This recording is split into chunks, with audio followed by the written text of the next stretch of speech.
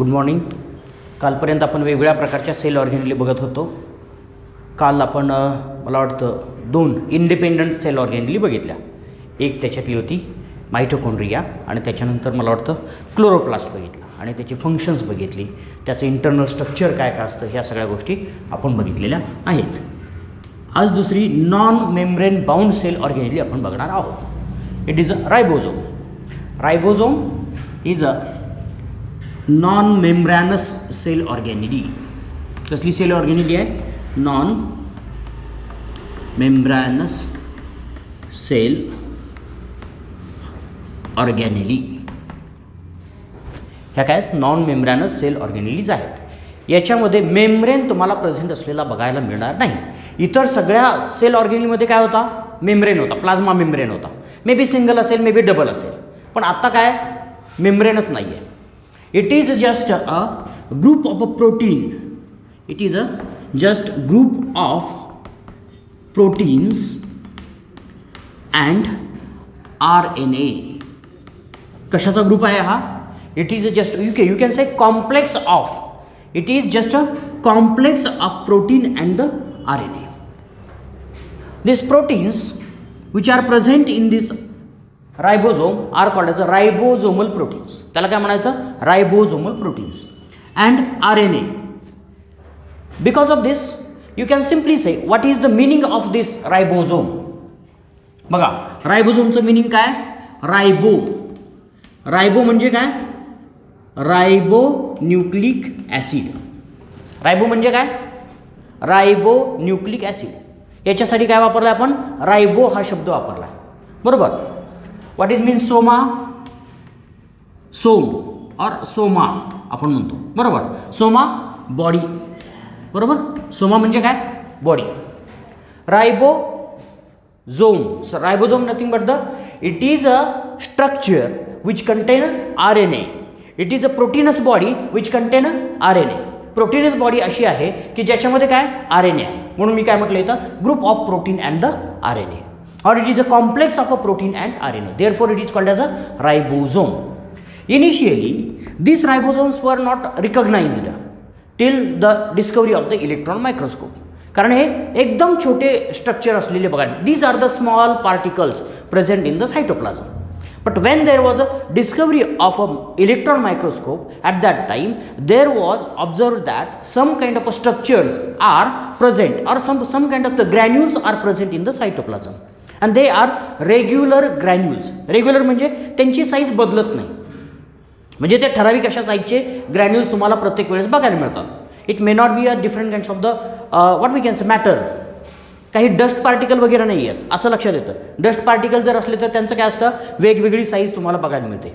ठीक आहे. Dust particle असेल, आपल्याला काही इम्प्युरिटीज असतील तर छोटा डस्ट पार्टिकल दिसेल, मोठा डस्ट पार्टिकल दिसेल, पण एका ठराविक अशा स्ट्रक्चरचेच सगळे पार्टिकल जर दिसले तर there may be something. And like this these scientists discovered that there may be some kind of a structure and then further discovery leads to the discovery of the ribosome. पेलाडे नावाच्या शास्त्रज्ञाने Palade discovered this kind of a ribosome. रायबोझोमचा शोध कोणी लावला? Discovered ribosome. रायबोझोमची discovery कोणी लावली? पॅलाडे. लक्षात ठेवायचं.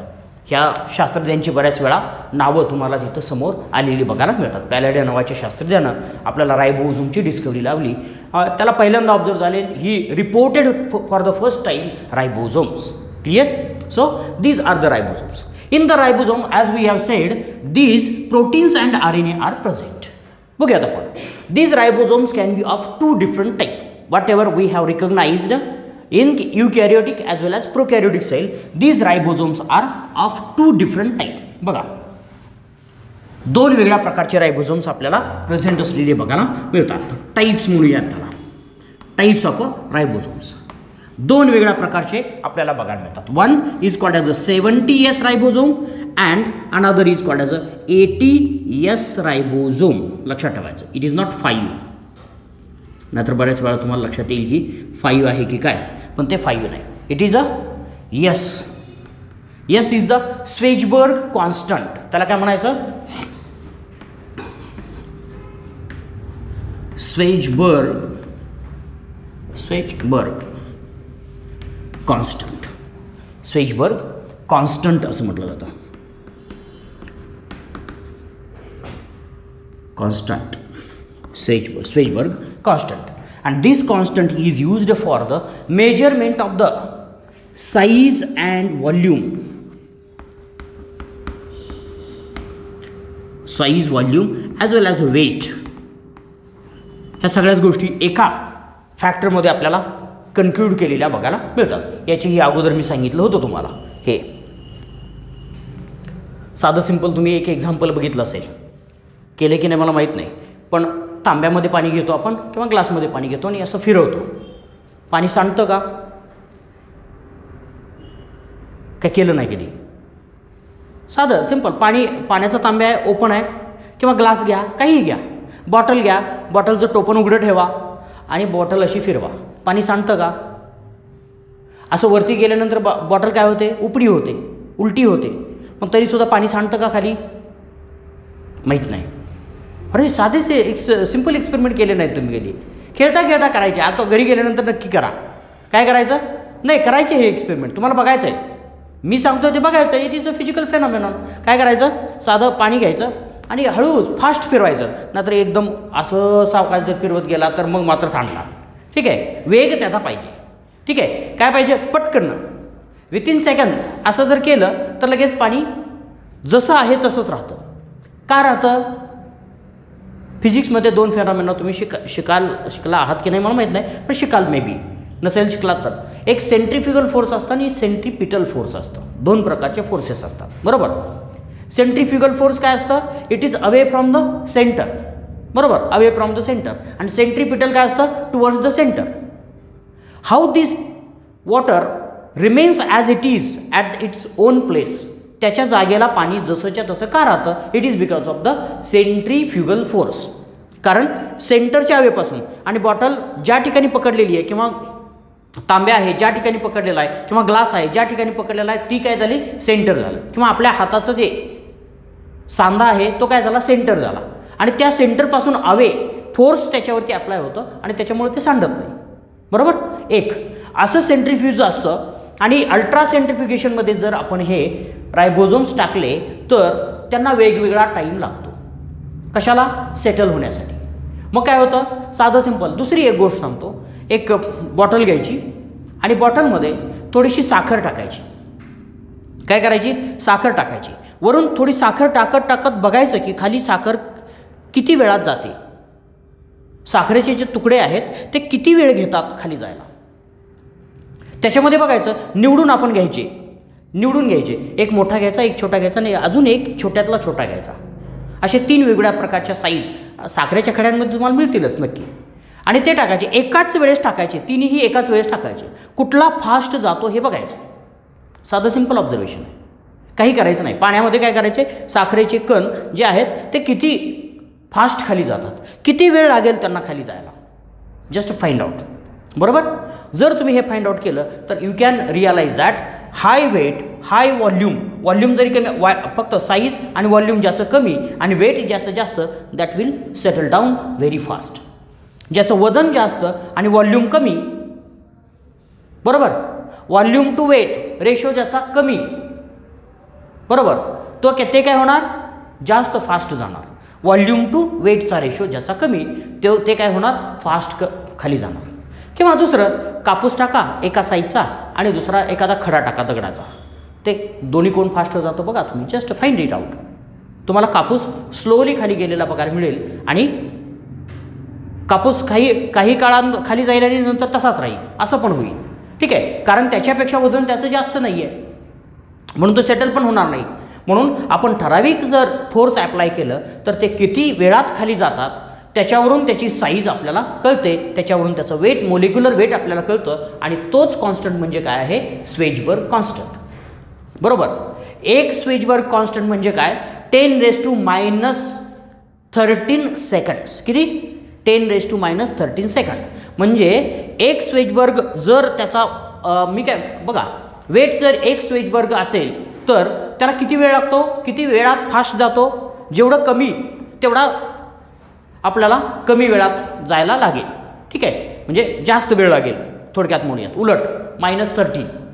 ठीक आहे, तर अशा पद्धतीनं आपल्याला काय त्याचा स्वेजबर्ग कॉन्स्टंट महत्त्वाचा असलेला बघायला मिळतो. So this Svedberg constant represents the type of a ribosomes. The 70th ribosome is present in the prokaryotic cell. बघा, प्रोकॅरिओटिक सेलमध्ये आपल्याला 70s रायबोझोम्स प्रेझेंट असलेले बघायला मिळतात. अनादर दे are present in the mitochondria. Mitochondria have its own ribosome. Yesterday also we have mentioned it. आपण काल सुद्धा आपण त्याला मेन्शन केलं होतं. स्वतःचे असे मायटोकॉन्ड्रियाला रायबोझोम्स असतात. मायटोकॉन्ड्रियाला स्वतःचे असे रायबोझोम असतात. It is not dependent on the others. कारण स्वतःचे प्रोटीनसाठी DNA आहे. मायटोकॉन्ड्रियामध्ये DNA सुद्धा आहे. DNA आहे म्हणजेच तिथं काय असलं पाहिजे, रायबोझोम सुद्धा असलं पाहिजे. प्रोटीन स्वतः तयार करतं ते. ठीक आहे, काही प्रोटीन बाहेरून घेतं, काही स्वतः तयार करतं. दुसरा क्लोरोप्लास्ट आहे. क्लोरोप्लास्टमध्ये सुद्धा आपल्याला 70s रायबोझोम्स असलेले बघायला मिळतात. When we look at the 80s ribosomes, they are only present in the eukaryotic cell. फक्त यूकॅरिओटिक सेलमध्ये मात्र कुठले असतात, 80s रायबोझोम्स आपल्याला प्रेझेंट असलेले बघायला मिळतात. 80s ribosomes are present in the eukaryotic cell. नाव 70s ribosomes are they present in the eukaryotic cell. बघा, जरासा थोडासा विचार करा. 70s रायबोझोम यूकॅरिओटिक सेलमध्ये असतात का? बघा, विचार करा जरासा. यूकॅरिओटिक सेलमध्ये नाही, पण यूकॅरिओटिक सेलच्या मायटोकॉन्ड्रिया आणि क्लोरोप्लास्टमध्ये आहेत. लक्षात ठेवायचं. म्हणजे प्रश्न कसे येतील बघा. 70s ribosomes are present in. ठीक आहे, प्रेझेंट ओनली इन असाही येऊ शकतो. ओनली इन असाही येऊ शकतो. बघा, क्लिअर करायचं. मग काय, prokaryotic cell, eukaryotic cell, both prokaryotic and eukaryotic cell and none of the above.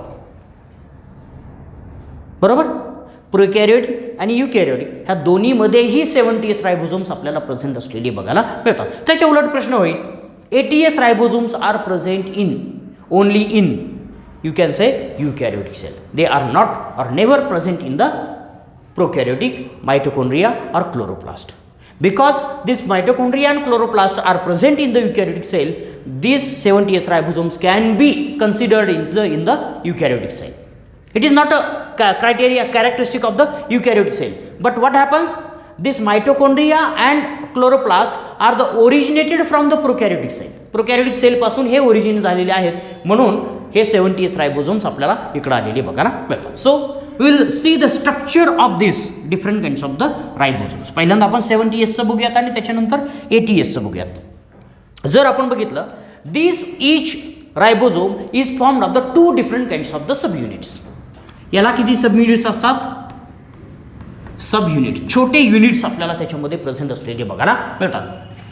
2 sub units, one is a small sub unit and another is the large sub unit. 2 प्रकारचे सब units याच्यामध्ये present असलेले बघायला मिळतील. बघा, जर आपण बघितलं, एखादा रायबोझोम जर बघितला तर छोटा सब युनिट असलेला बघायला मिळेल आणि एक मोठा सब युनिट असलेला बघायला मिळेल. It is a small and it is a large sub unit. बघा, एक छोटा आहे, दुसरा लार्ज आहे. In this case of the 70s ribosome, smaller sub unit is a 30s nature. कसं असतं ते? 30s टाईप असलेलं बघायला मिळतं. And larger sub unit is 50s. कसं आहे? 50s सब युनिट असलेलं बघायला मिळतं. छोटं आपल्याला याच्यामध्ये दोन्हीही लक्षात राहतील. तर 30 आणि 50. ठीक आहे, 30s sub unit, 50s sub unit. ठीक आहे, ह्या दोघांचं कॉम्बिनेशन केलं तर काय होईल? 70 होईल. कारण त्याचं कसं बघा, हे सेपरेट केल्यानंतर सरफेस एरिया काय होतो? वाढतो. दोघांचा सरफेस एरिया काय होतो? वाढतो. फॉर एक्झाम्पल बघा, साधं जर मी एक अर्धवर्तुळ काढलं, आता तुम्ही म्हणा हे काय अर्धवर्तुळ आहे का? ठीक आहे. हां, हाफ सर्कल काढलं. जर एक सर्कलचं जर सरफेस बघितलं, कंप्लीट सर्कल जर असेल, स्पियर शेप्ड स्ट्रक्चर जर असेल, तर त्याचा सरफेस एरिया तुम्हाला किती असेल? XYZ असेल. बरोबर. आपण काय म्हणूयात, कसं काढलं जातं सर्कलचं? पाय आर स्क्वेअर. बरोबर. ते कसं असेल? पाय आर स्क्वेअर. बरोबर. फॉर्म्युला बरोबर आहे ना? चुकत नाही ना? आता मला काय आठवत नाही, ती कधी वापरलेलं मला आठवत नाही. ठीक आहे. पण ज्यावेळेस आपण अर्ध सर्कलचं काढूयात त्यावेळेस काय होईल? हाफ सर्कलचं काय होईल? काय चेंज झालेलं बघायला मिळेल त्याच्यामध्ये? तो बघा, म्हणजे सरफेस एरिया काय, आता मला माहीत नाही, ते एवढे फॉर्म्युले माझ्या काही लक्षात नाहीत, पण लक्षात ठेवा हा जो सरफेस आहे तो काय असेल? 1/2 पाय आर स्क्वेअर असेल. पण हा सरफेस ॲडिशन झालेला असेल ना, बरोबर की नाही? हा सरफेस एक्स्ट्रा वाढला की नाही? म्हणजे अगोदर काय होता? हा एक सरफेस होता, हा एक सरफेस होता, पण ॲडिशनमध्ये काय झाला? हा एक सरफेस वाढला आणि हा एक सरफेस वाढला. दोन सेपरेट केल्यामुळं, कट केल्यामुळं सरफेस एरिया काय झाला? वाढला. बरोबर. आणि सरफेस एरिया वाढल्यामुळं काय झाला? स्वेजबर्ग कॉन्स्टंट वाढला. बरोबर. लक्षात आलं का? सरफेस एरिया वाढल्यामुळं काय झालं? स्वेजबर्ग कॉन्स्टंट वाढला.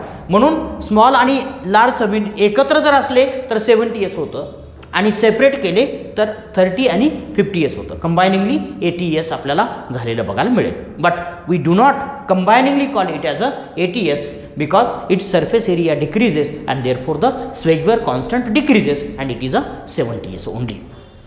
ठीक आहे. साधं सिंपल लॉजिक इथं लक्षात ठेवायचं. आणि बघा पाय आर स्क्वेअर आणि त्याचं वर्तुळ पाकळीचं किंवा अर्धवर्तुळाचं काय म्हणूयात आपण पेरिमीटर काढायचा, कसा काढायचा ते तुम्ही जरा थोडंसं सरफेस एरिया कसा काढतात त्याची फॉर्म्युला जरा लक्षात ठेवा. This each subunit is formed of 2 different kinds of the components as we have said earlier. अगोदरच आपण सांगितल्यासारखं हे दोन्हीही कशानं बनलेले आहेत? एक RNAनं बनलेले आहेत आणि दुसरे प्रोटीन्स आहेत. ज्या जे RNA याच्यामध्ये प्रेझेंट असतात त्यांना काय म्हणायचं? rRNA. कसले RNA? rRNA. These are called as a ribosomal RNA. त्यांना काय म्हणायचं? रायबोझोमल RNA असं म्हणायचं. And another is the protein. जर आपण स्मॉल सब युनिटमध्ये जर बघितलं तर there R 16S RNA.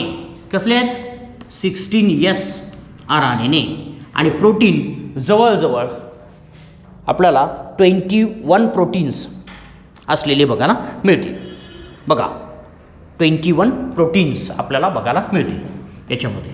21 proteins. Number of proteins, different proteins are there.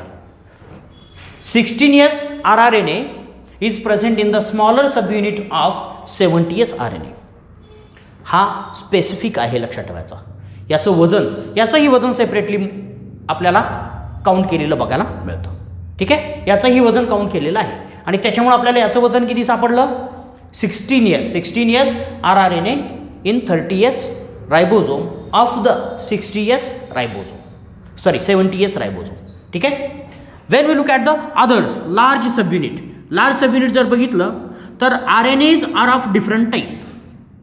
rRNA आपल्याला वेगवेगळ्या प्रकारचे बघायला मिळतात.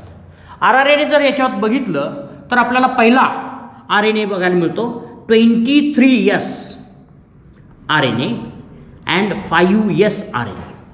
कुठल्या प्रकारचे? 23 आणि 5S RNA and about 34 different proteins are present. किती प्रोटीन्स आहेत? 34 प्रोटीन्स प्रेझेंट असलेले बघायला मिळतात. इथं 2 प्रकारचे RNA बघायला मिळाले. कुठला? एक 5S आणि 23S. लक्षात ठेवायचं. 50S मध्ये किती? 23S आणि 5S rRNA. ठीक आहे. आणि प्रोटीन्स किती आहेत? 34. क्लिअर? तर आपल्याला अशा प्रकारचं स्ट्रक्चर हे प्रेझेंट असलेलं बघायला मिळेल in the 70S ribosome. 70S रायबोझोमचं हे स्ट्रक्चर असलेलं बघायला मिळेल. बघूयात आपण. Then These ribosomes, as we have said earlier, present in the prokaryotic cell. Prokaryotic सेलमध्ये आपल्याला हे प्रेझेंट असलेले बघायला मिळतील. Another structure we will be looking into, that is the ATS ribosomes. ATS eukaryotic सेलचे ATS रायबोझोम. याच्यात सुद्धा काय साधं सिंपल आहे, स्मॉल युनिट लार्ज युनिट, छोटा आहे मोठा आहे. ठीक आहे, इथं सुद्धा तेच कॉम्बिनेशन आपल्याला असलेलं बघायला मिळेल. जर इथं बघितलं smaller sub unit is 40S. Smaller sub unit कसं आहे 40S and large sub unit is 60S. Same तोच फेनॉमेना आपण इथं लागू करायचा. 60 आणि 40 किती होतं 100 बरोबर, पण आपण ॲक्च्युली किती म्हणतोय त्याला 80 म्हणतोय. It is also same like that. Surface area decreases of a combined ribosomal sub units. Ribosomal sub युनिट्सचा सरफेस एरिया कंबाईन केल्यानंतर कमी होतो आणि त्याच्यामुळं स्वेजबर कॉन्स्टंट कमी झालेला बघायला मिळेल. ठीक आहे, याच्यामध्ये आपल्याला 2 प्रकारच्या गोष्टी बघायला मिळतील. Again same as that of the earlier, अगोदरच्या सारखंच 40S आहे. 40S मध्ये काय RRNA आहे, RRNA बरोबर. आता कुठला RNA आहे इथं 18S RNA. किती आहे 18S RRNA आपल्याला प्रेझेंट असलेला बघायला मिळेल. 18S RRNA आणि त्याच्यामध्ये जवळजवळ 33 प्रोटीन्स आपल्याला प्रेझेंट असलेले बघायला मिळतील. 33 प्रोटीन्स वेगळ्या प्रकारचे 33 प्रोटीन्स. 40S मध्ये काय एकच RNA असतो, लक्षात ठेवायचं. स्मॉल सब युनिटमध्ये एकाच प्रकारचा RNA असतो, दुसऱ्या प्रकारचा नाही. लार्ज सब युनिटमध्ये 2 किंवा 3 प्रकारचे आपल्याला असलेले बघायला मिळतील.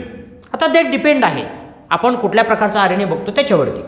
ठीक आहे, याच्यामध्ये आता कम्पॅरेटिव्ह लक्षात ठेवायचं.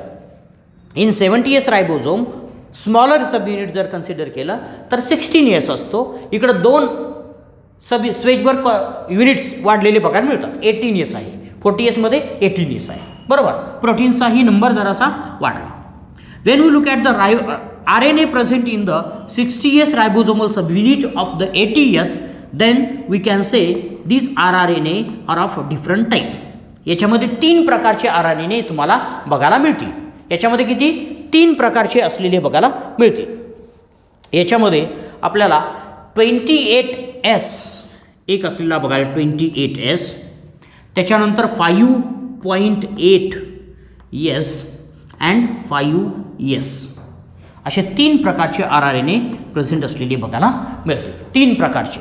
And number of proteins when we look into the then there are about 50 proteins are present. किती प्रोटीन्स आहेत बघा 50 proteins. Clear. So what is the difference between this 2 different kinds of the ribosomal sub units. आता बघा काय काय तुम्हाला लक्षात आलं. Distinguish between the 70 and 80S ribosomal or ribosomes type of ribosomes. Differentiate करा. किती डिफरन्स तुम्हाला सांगता येतील. पहिला डिफरन्स कुठं प्रेझेंट आहे, प्रोकॅरियोटिकमध्ये आहे युकॅरियोटिकमध्ये आहे. पहिला साधा डिफरन्स बरोबर. त्याच्यानंतर साईज त्याची 70Sची 80S साईज. स्मॉलर सब युनिटमध्ये 16S 18S RNA बरोबर. नंबर ऑफ प्रोटीन्स तुम्हाला डिफरन्शिएट करण्यासाठी वापरता येतील. लार्ज सब युनिटमध्ये तिकडं किती असतं 50S असतं, इकडं 60S सब युनिट असतं. RRNA तिकडं किती असतात 23S, इकडं 28S, तिकडं किती 5S, इकडं 5S.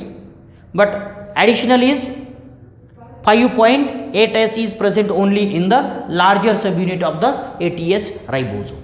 And number of proteins 50, there only 33. Clear. अशा साध्या सिंपल फॉर्ममध्ये आपल्याला लक्षात येईल की these subunits are completely different. Okay, clear, लक्षात राहील. हां, these ribosomal subunits are present in different kinds of the forms. बघा, when we look at the prokaryotic cell and in the eukaryotic cell. In eukaryotic cell, we will talk first eukaryotic cell. eukaryotic cell मध्ये these ribosomes are present at a 2 different places. 2 ठिकाणी present असतात. One, they are present in the rough or on the surface of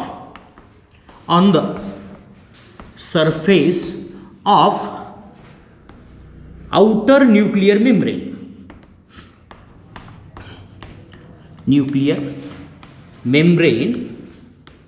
एक आणि दुसरा membrane of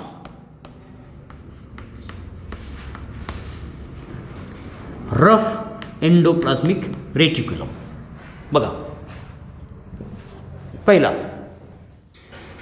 कुणाच्या सरफेसवरती असतील?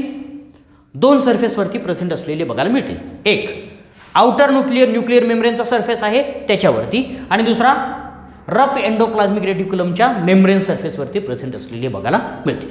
ठीक आहे. कुठं कुठं प्रेझेंट आहेत?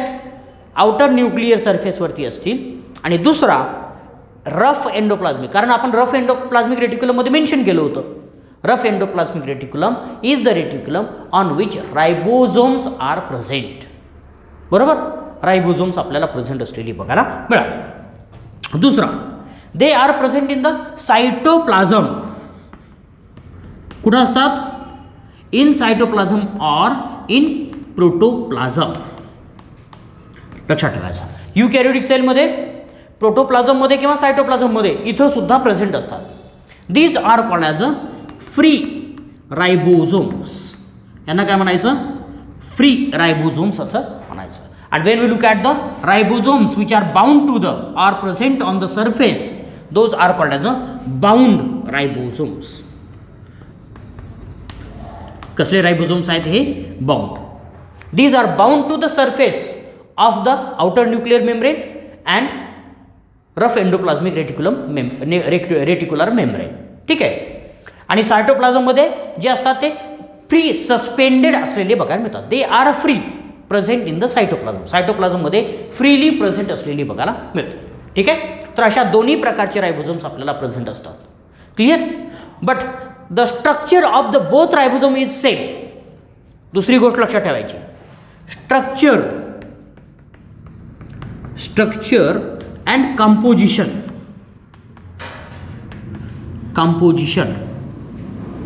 ऑफ रायबोझोम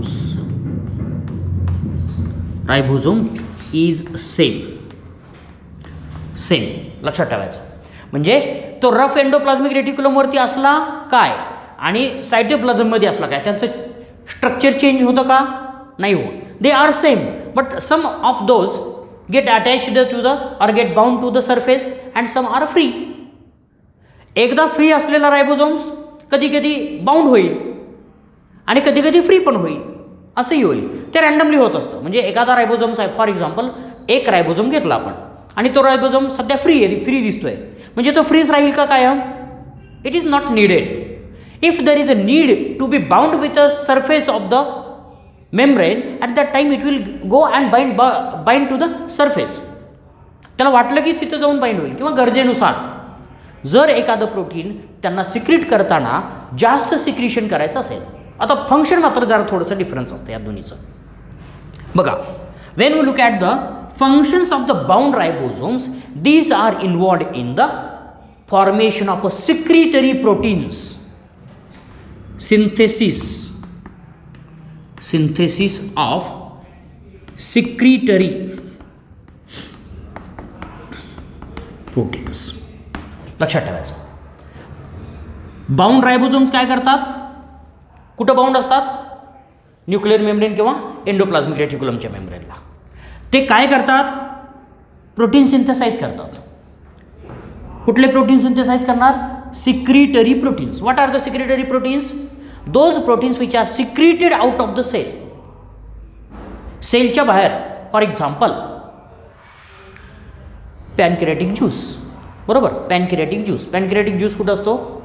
डायजेशन झालं आहे का नाही? डायजेशन नाही झालं. ठीक आहे. आपल्याला एक महत्त्वाची ग्लँड असते, सिक्रिटरी ग्लँड असते. आपल्या स्टमकच्या खालच्या बाजूला आपल्याला अशी रफ लिफलेट लाईक ग्लँड असलेली बघायला मिळते. आपण बघूया ते डिटेलमध्ये. ती काय करते? आपल्याला डायजेशन करण्यासाठी वेगवेगळ्या प्रकारचे एन्झाईम सिक्रेट करते. आणि त्या एन्झाईमला काय म्हणायचं, पॅनक्रियाटिक एन्झाईम्स असं म्हणायचं. काय म्हणायचं, पॅनक्रियाटिक एन्झाईम. किंवा साधं सिंपल, जाऊ द्या इतक्या लांब नको, सलायव्हरी ग्लँड. बरोबर, सलायव्हरी ग्लँड सलायवा सिक्रेट करते. सलायवामध्ये कुठलं एन्झाईम असतं माहिती आहे तुम्हाला, अमायलेज नावाचं एन्झाईम असतं. काय असतं, अमायलेज, किंवा त्याला टायलिन असं म्हटलं जातं.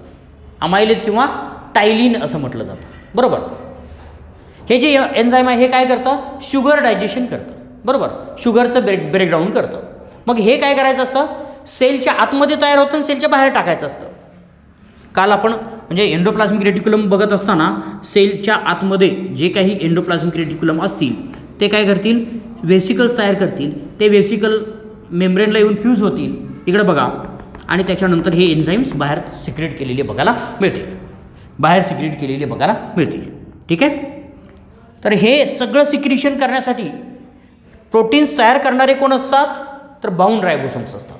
म्हणून आपण काय म्हणतो, these are involved in the synthesis of a secretory proteins.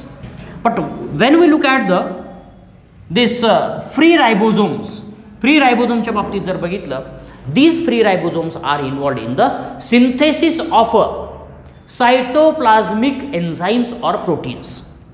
Cytoplasmic proteins, कुठले प्रोटीन सिंथेसाइज करतात, सायटोप्लाझमिक प्रोटीन. कधी कधी असंही विचारलं जाईल, differentiate between or tell a single difference between membrane bound ribosomes and free ribosomes in the cytoplasm. What will you do. जर तुम्हाला विचारलं की बाउंड रायबोझोम आणि फ्री रायबोझोम यांच्यामधला डिफरन्स सांगा, 2 मार्काला क्वेश्चन आहे किंवा 1 मार्काला आहे, त्यावेळेस काय सांगणार, पहिला डिफरन्स काय, they are involved in the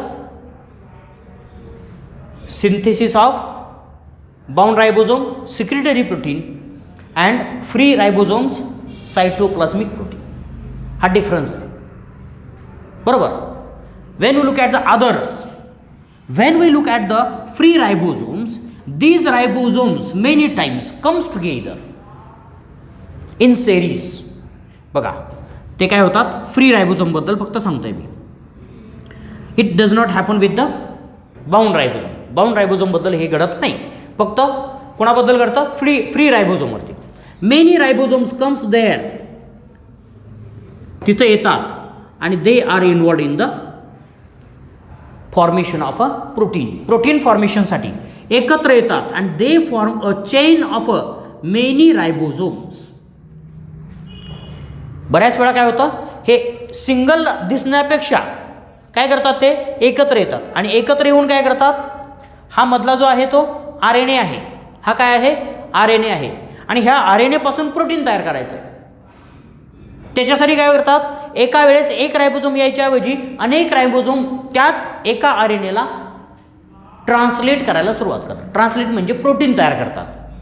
एकाच RNA पासून अनेक प्रोटीन जर तयार करायचे असले, आता एक रायबोझोम काय करतो, एक प्रोटीन तयार करतो, एका RNA पासून एक प्रोटीन तयार करतो. आता 1 2 3 4 रायबोझोम बाइंड झाले म्हणजे किती प्रोटीन तयार होतील, 4 प्रोटीन तयार होतील, लाईक दिस. म्हणून दे कंबाईन्स टुगेदर और they comes in a series of a group or serial group we can say, and that condition is called as a polyribosome. काय म्हणायचं, polyribosome. You can again put this difference in the free ribosome. Free ribosomes appears in the polyribosome condition. Many ribosomes comes on the protein synthesizing site of the RNA and therefore they looks many living together. These are called as a polyribosomes. Clear? Polyribosomes असं आपण त्याला म्हणू शकतो. So these free ribosomes are responsible for synthesis of the cytoplasmic proteins only. So combiningly what we can say, these ribosomes are protein synthesizing machinery. याच्याही अगोदर म्हटलं आपण, ही protein synthesis machinery आहे. ही काय, प्रोटीन सिंथेसिस मशिनरी. साधं simple काय बघा, याच्यामध्ये काय टाकायचं, RNA टाकायचा, याच्यामध्ये काय टाकायचं, ॲमिनो ॲसिड टाकायचे आणि प्रोटीन तयार होऊन येणार. साधं सिंपल. हे म्हणजे थोडक्यात काय, आपली टेलरची मशीन असते माहिती आहे का, कपडे शिवायची मशीन असते. इकडे कपडा टाकायचा, इकडे दोरा टाकायचा, दोनच गोष्टी असतात. दोरा आणि कपडा एकत्र आलं की ड्रेस तयार होऊन येईल आपला. तसं इकडं काय करायचं, दोरा म्हणजे काय RNA आहे आणि इकडं कपडा म्हणजे काय ॲमिनो ॲसिड्स आहेत. तुकडे, कपड्यांचे तुकडे म्हणजे ॲमिनो ॲसिड्स आहेत. सगळे तुकडे एकमेकांना जोडायचे आणि ड्रेस तयार होईल. तशा प्रकारची ही साधी मशीन सिंपल असलेली बघायला मिळते. So combiningly we can say or commonly we can say this specially the ribosomes are involved in the protein synthesis. It's a whole and sole function, a function of ribosome.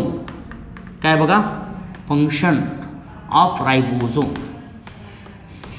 रायबोसोमचं function काय, only one, synthesis of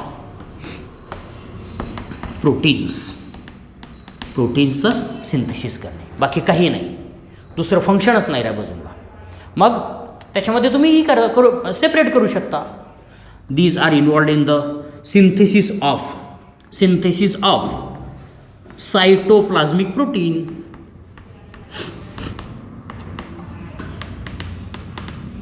Cytoplasmic protein, these are involved in the synthesis of secretory proteins. ठीक है, these are involved in the transmembrane proteins.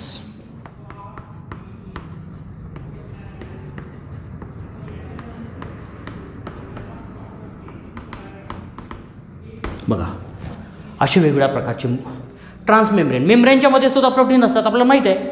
Membrane बघताना आपण सांगितलं होतं की मेम्ब्रेनच्या मध्ये कसले प्रोटीन्स असतात, ट्रान्समेम्ब्रेन प्रोटीन्स असतात. ते प्रोटीन्स कोण तयार करतील, रायबोसोमच तयार करतील, बरोबर. म्हणून आपण फक्त कॅटेगरी देतोय छोट्या छोट्या. Cytoplasmic protein, those proteins present in the cytoplasm, those are also synthesized by the ribosome. Secretory proteins, those are secreted, these are the proteins which are secreted out of the cell. For example enzymes, बरोबर. ते enzymes secret करण्याचं काम सुद्धा कोण करतं, ribosome करतं. These are responsible for the synthesis of a transmembrane protein. Transmembrane protein synthesis सुद्धा कोण करतं, तर रायबोसोम करतात. Transmembrane proteins are the protein present in the membrane. मेम्ब्रेनमध्ये असणारे प्रोटीन्स काय आहेत, ट्रान्समेम्ब्रेन प्रोटीन असलेली बघायला मिळतात. क्लिअर, लक्षात राहील.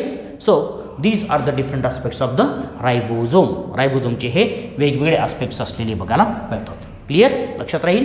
चला, so this is the non membrane bound organelle. ह्या रायबोसोमला कुठल्याही प्रकारचा मेम्ब्रेन असलेला बघायला मिळत नाही. It is just a protein RNA complex. या रायबोसोमला अजून एक नाव असलेलं बघायला मिळतं, तेवढं फक्त लिहून घ्या. It is also called as a ribonucleoprotein. Ribonucleoprotein. It is also called, ribosomes are also called as a ribonucleoprotein. फक्त रायबोसोम म्हटलं तरी ठीक आहे, पण कधी कधी तुम्हाला रायबोन्यूक्लिओप्रोटीन्स म्हणजे काही फक्त कन्फ्युजन करायचं आणि कधी फिरवून टाकायचं आहे. फक्त तुम्हाला काय टाकायचं आहे, प्रश्न फिरवायचा आहे. काय विचारलं जाईल, रायबोन्यूक्लिओप्रोटीन्स आर रिस्पॉन्सिबल फॉर. अरे तुम्ही म्हणाल हे वाचलंच नाही, कुठं ऐकलंच नाही, असं वाटायला नको. रायबोन्यूक्लिओप्रोटीन्स आर नथिंग बट द रायबोसोम. म्हणजेच रायबोन्यूक्लिओप्रोटीन्स इज इक्वल टू काय आहेत, ते रायबोसोम आहेत.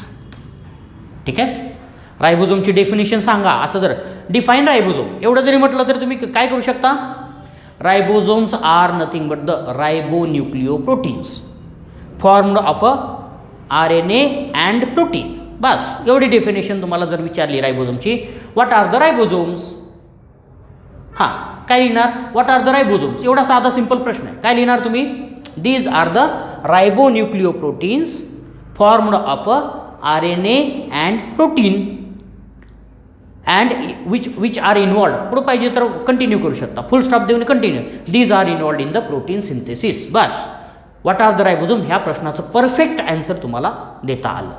त्याच्यामध्ये काहीही शंका नाही. कितीही कोणीही येऊ द्या, जगाच्या पाठीवरचा कुठलाही एक्झामिनर आला तर तुमचे मार्क कट करू शकणार नाही, याची गॅरंटी आपल्याकडं आहे.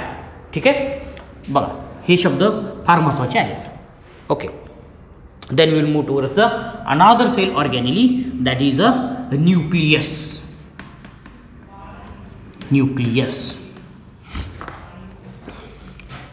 दुसरी सेल ऑर्गेनेली आपल्याला बघायची आहे.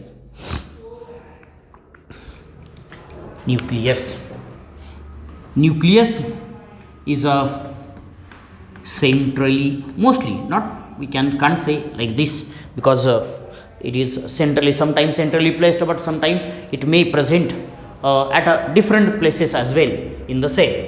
But nucleus is a double membrane bound cell organelle. Double membrane bound cell organelles. हां, दुसरे आपल्याला एक गोष्ट करता येईल. What are the different double membrane bound cell organelle. आता आपण सेल ऑर्गॅनेली बऱ्यापैकी झाल्या, शेवटचीच आहे. ठीक आहे. Double membrane bound cell organelle कुठल्या कुठल्या आहेत? बरोबर. प्रश्न कसा येईल? Which of the following cell organelle is double membrane cell organelle. काय सांगणार तुम्ही? दोन मेम्ब्रेन असणाऱ्या सेल ऑर्गॅनेली कुठल्या कुठल्या आहेत? खाली तुम्हाला मायटोकॉन्ड्रिया दिला, क्लोरोप्लास्ट दिला, न्यूक्लियस दिला, ऑल द अबाव असं एक दिलं. काय? मायटोकॉन्ड्रियामध्ये किती मेम्ब्रेन असतात? 2. क्लोरोप्लास्टमध्ये किती मेम्ब्रेन आहेत? 2. न्यूक्लियसमध्ये किती मेम्ब्रेन आहेत? 2. डबल म्हणतोय आता मी. बरोबर. म्हणजे ह्या 3 सेल ऑर्गॅनेली कायम डोक्यातच ठेवायच्या. Double membrane cell organelle. ठीक आहे. बाकीच्या सगळ्या काय आहेत? For example endoplasmic reticulum single membrane, Golgi apparatus single membrane, lysosome single layered actually. बरोबर. व्हॅक्युओल सिंगल मेम्ब्रेन, व्हॅक्युओलमध्ये सुद्धा काय? Single membrane. Glyoxysome single membrane, peroxisome single membrane.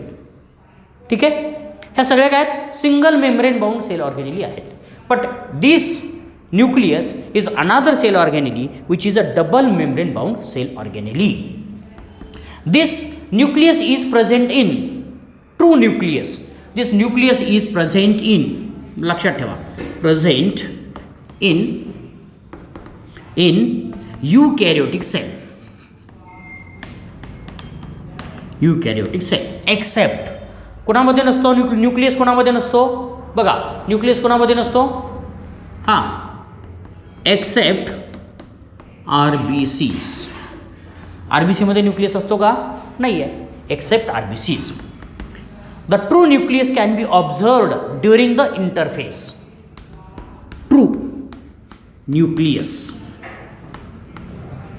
Observed during interphasic किंवा interphase. So interphasic nucleus is a true and clear nucleus. Interphase, what is interphase? तुम्ही video बघितला cell डिव्हिजनचा? हां, cell डिव्हिजनचा video ॲपवरती अवेलेबल आहे, तो बघा जरासा. त्याच्यामध्ये तुम्हाला सेल डिव्हिजन झालेली बघायला मिळेल. त्या सेल डिव्हिजनमध्ये वेगवेगळ्या फेजेस आहेत. त्याच्यामध्ये 2 फेजेस आपण म्हणतो. एक, ठीक आहे, एक असते इंटरफेज, इन बिटवीन फेज, आणि दुसरी असते मायटॉसिस किंवा सेल डिव्हिजन फेज आपल्याला असलेली बघायला मिळते. सेल डिव्हिजनमध्ये ही इंटरफेज काय वेगवेगळ्या फेजेसमध्ये डिवाईड झालेली बघायला मिळते. G1 असेल, S फेज असेल, G2 फेज असेल, and then cell enters into the division phase, that is a mitosis. बरोबर. त्या मायटॉसिसमध्ये अजून 4-5 फेजेस आपल्याला सब डिवाईड करता येतात. पहिली प्रोफेज असेल, दुसरी मेटाफेज असेल, तिसरी ॲनाफेज असेल, त्याच्यानंतर टिलोफेज आहे, आणि त्याच्यानंतर 5वी असते सायटोकायनेसिस. ठीक आहे. अशा 5 फेजेसमध्ये आपल्याला डिवाईड. किंवा त्याच्यातसुद्धा जर दुसऱ्या प्रकारची सेल डिव्हिजन मिओसिस असेल तर prophase itself can be divided into the many different subtypes. ठीक आहे. तर त्याच्यातली इंटरफेज जी असते त्याच्यामध्ये न्यूक्लियस काय असतो? क्लिअर दिसतो. But when this cell enters into mitotic phase, at that time this nuclear membrane disappears in the prophase. प्रोफेजमध्ये न्यूक्लिअर मेम्ब्रेन राहतो का शिल्लक? नाही राहत. लक्षात ठेवायचं. Nuclear membrane disappears during the mitotic phase. Mitotic फेजच्या वेळेस काय होतं? हा मेम्ब्रेन डिसॲपियर होतो. It only appears during the interphase. It is only visible intact during the interphase, and therefore we say true nucleus observed during the interphase only. नाहीतर तुम्ही म्हणाल एखादी सेल आहे आणि ती कुठं आहे, मेटाफेजमध्ये आहे, मेटाफेजच्या याच्यात तर न्यूक्लियसच दिसत नाही, कसं काय, आणि मग याला युकॅरियोटिक सेल म्हणायचं कसं, असं होईल कधी कधी, पण तसं नाही. ठीक आहे, कारण त्याचा जो न्यूक्लिअर मेम्ब्रेन असतो तो डिसॅपियर झालेला आपल्याला बघायला मिळतो. Now we are talking about a interphasic nucleus. कोणाबद्दल आपण बोलणार आहोत आता, इंटरफेजिक न्यूक्लियसबद्दल बोलणार आहोत. This nucleus is formed of a different kinds of the structures. Usually nucleus contain 4 different kinds of the structures. बघा न्यूक्लियसमध्ये काय किती स्ट्रक्चर असतात, 4 स्ट्रक्चर असलेले बघायला मिळतात. एक त्याला आपण म्हणतो न्यूक्लियर एनव्हलप. न्यूक्लियर एनव्हलप,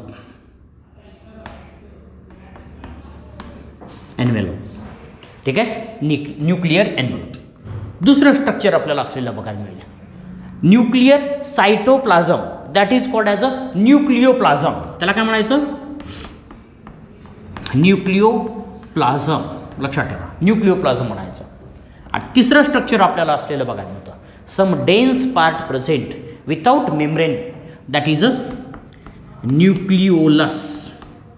काय असतो, छोटा वेगळा असा पार्ट आपल्याला तिथं डेन्स पार्ट असलेला बघायला मिळतो, that is a nucleolus.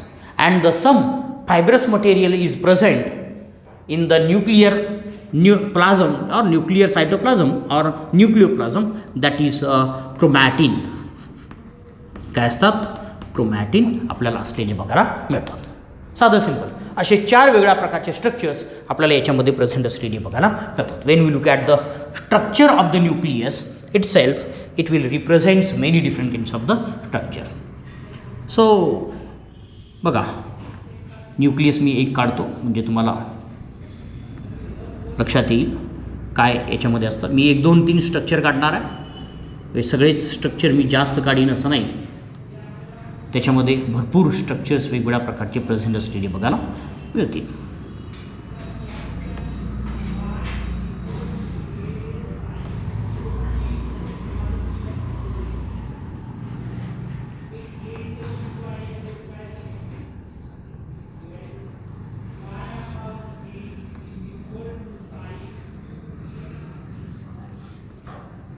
As we have said, nuclear membrane is a double membrane bound one, or it is formed of a double membrane structure.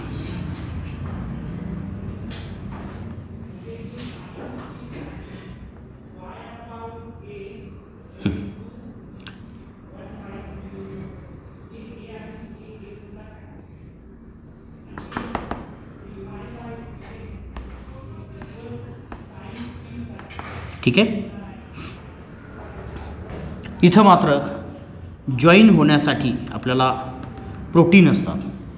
बघा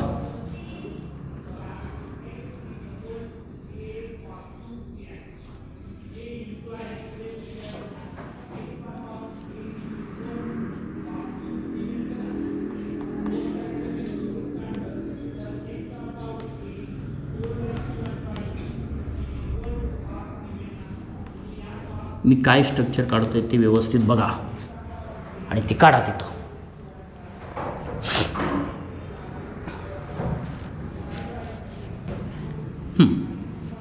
साधं सिंपल स्ट्रक्चर मी काढलेलं आहे. जर अजून तुम्हाला पाहिजे असेल तर तुम्ही एंडोप्लाझ्मिक रेटिक्युलम दाखवू शकता. मी पाहिजे तर थोडासा एक एंडोप्लाझ्मिक रेटिक्युलमचा थोडासा पार्ट दाखवतो.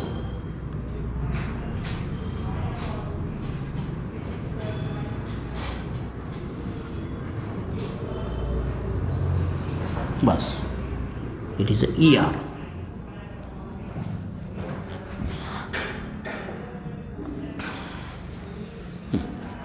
दाखवायचं असलं दाखवा किंवा नका दाखवू, असं काय कंपल्सरी नाही आहे. पण ER आपण म्हटलेलंच होतं की ER is in continuous with a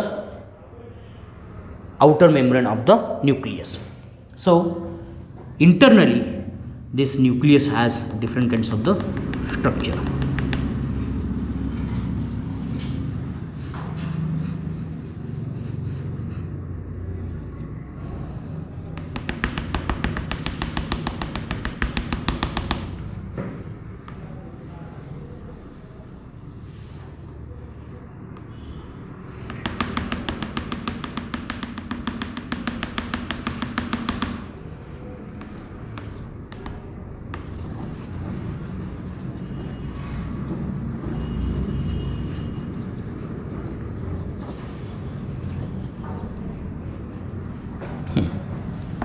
okay, एवढं साधं सिम्पल स्ट्रक्चर आपल्याला ह्या न्यूक्लियसचं असलेलं बघायला मिळेल.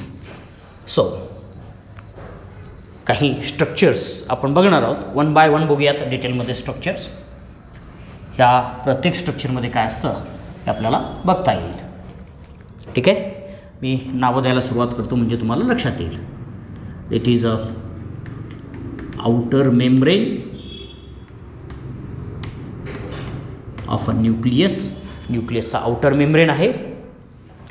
त्याच्यानंतर न्यूक्लियसचा इंटर और इनर मेम्ब्रेन आपल्याला असलेला बघायला मिळतो. इनर मेम्ब्रेन आहे. ठीक आहे, ह्या दोन मेम्ब्रेनच्या मध्ये थोडासा स्पेस असलेला बघायला मिळतो. बरोबर आहे की नाही? थोडासा space. That space is called as a perinuclear space. Perinuclear space. This perinuclear space is in continuation with the endoplasmic reticulum of lumen of the endoplasm. इकडे बघा, हा पेरिन्यूक्लियर स्पेस आहे, इथं दाखवलेला आहे. तो पेरिन्यूक्लियर स्पेस कुणाबरोबर continuous आहे?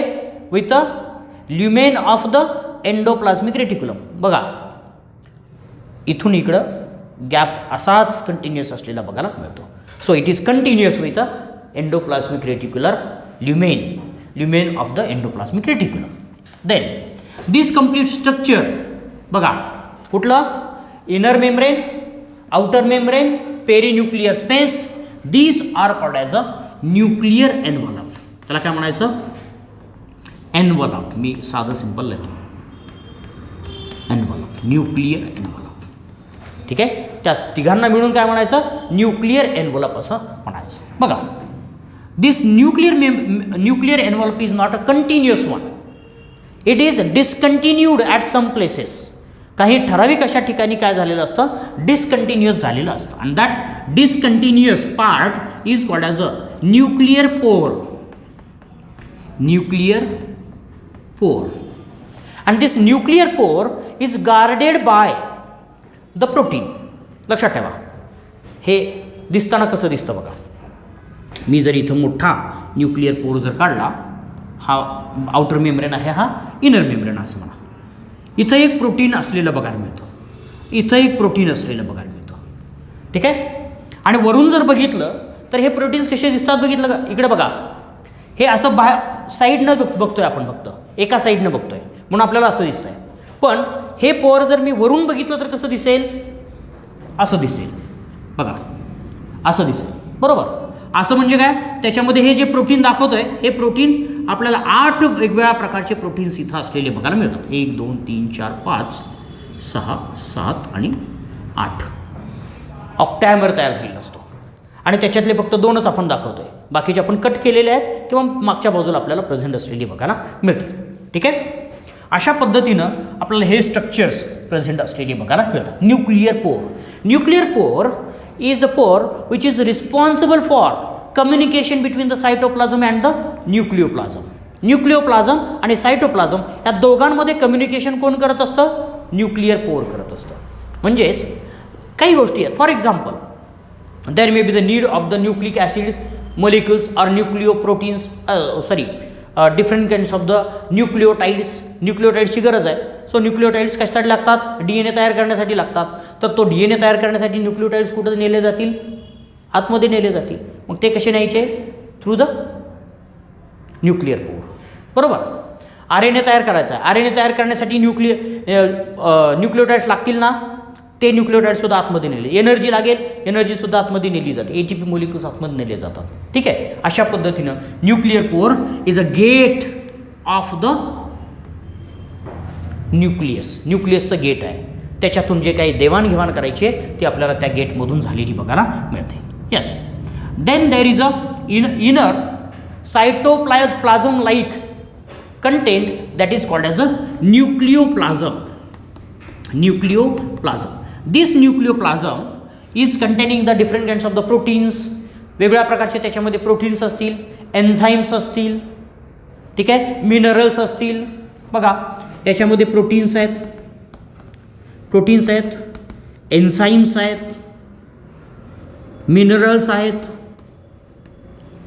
Different kinds of the minerals and water. Obviously water आपल्याला प्रेझेंट असलेले न्यूक्लिओप्लाझममध्ये अशा वेगळ्या प्रकारचे स्ट्रक्चर्स आपल्याला प्रेझेंट असलेली बघायला मिळतात इन द न्यूक्लिओप्लाझम.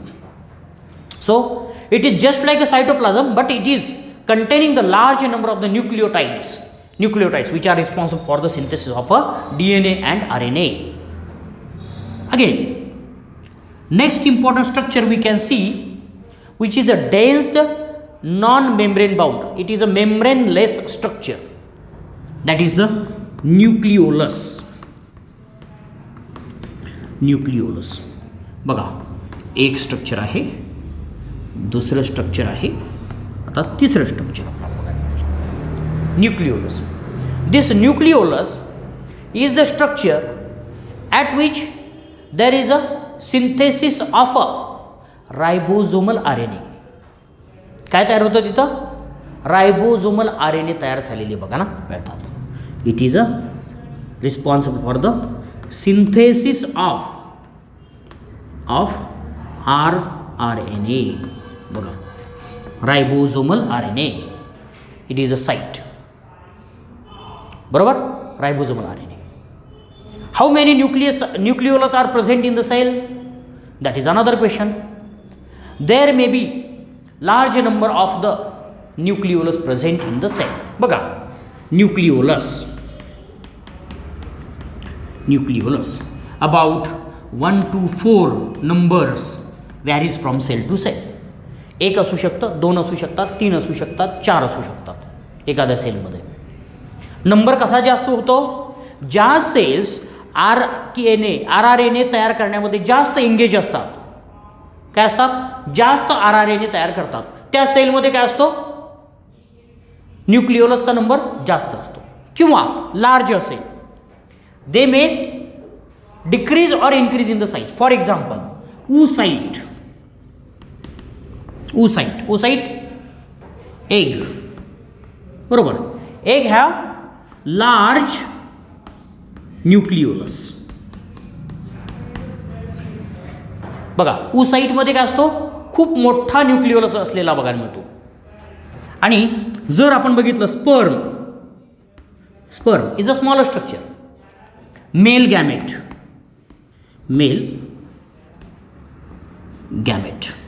बरोबर, मेल गॅमेट याच्यामध्ये काय असतो? Small and that is also called as a इनकॉन्स्पिक्युअस.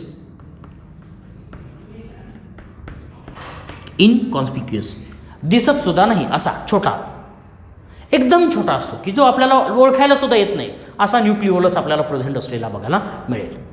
ठीक आहे, म्हणजे जेवढी सेल ॲक्टिव्ह तेवढा न्यूक्लिओलस काय मोठा, आणि जेवढी cell inactive in terms of a protein synthesis. लक्षात ठेवायचं, ॲक्टिव्ह म्हणजे काय? प्रोटीन सिंथेसिस ज्या सेलमध्ये जास्त होतं त्या सेलमध्ये न्यूक्लिओलस काय असतो? मोठा असतो. ज्या सेलमध्ये प्रोटीन सिंथेसिस कमी होतं त्या सेलमध्ये न्यूक्लिओलस काय असतो? छोटा असतो, किंवा एकदम छोटा, दिसत सुद्धा नाही, असा स्मॉल असतो. जी सेल जास्त प्रोटीन सिंथेसिस करते त्याच्यामध्ये लार्ज पण असेल आणि नंबर सुद्धा जास्त असेल. ठीक आहे, बघा, nucleolus clear. So and last structure we have that is a chromatin. बघा, शेवटचं स्ट्रक्चर आपल्याला याच्यामध्ये असलेलं बघायला मिळतं chromatin. Material is present because when the cell is in interphase, the chromosomes are dispersed or dissolved or disintegrated. Chromosomes कसे असतात? Disintegrate झालेली असतात. These chromatin, बघा, chromatin is formed of a what? chromatin मध्ये काय असतं? DNA असतो, RNA असतो, हिस्टोन प्रोटीन्स असतात, नॉन हिस्टोन प्रोटीन्स असतात. प्रोटीन्स आपल्याला प्रेझेंट असलेली बघा ना मिळते. बघा, काय काय असतं? पहिल्यांदा DNA, RNA पण असतो, हिस्टोन आणि नॉन हिस्टोन प्रोटीन्स आपल्याला प्रेझेंट असलेली बघायला मिळतात. त्याला आपण काय म्हणतो? क्रोमॅटिन असं म्हणतो. This chromatins can be of 2 different type. बघा, दोन वेगळ्या प्रकारचे क्रोमॅटिन आपल्याला याच्यामध्ये असलेली बघायला मिळतात. एक आहे हेटेरोक्रोमॅटिन, हेटेरोक्रोमॅटिन, आणि दुसरा असतो यूक्रोमॅटिन. हेटेरोक्रोमॅटिन आणि यूक्रोमॅटिन असे दोन पार्ट आपल्याला याच्यामध्ये बघायला मिळतील.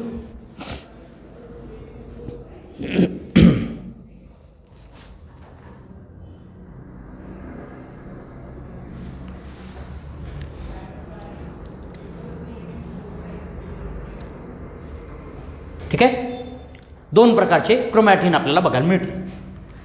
एका क्रोमॅटिनमध्ये आपल्याला विचार करता येईल कुठला, हेटेरोक्रोमॅटिन.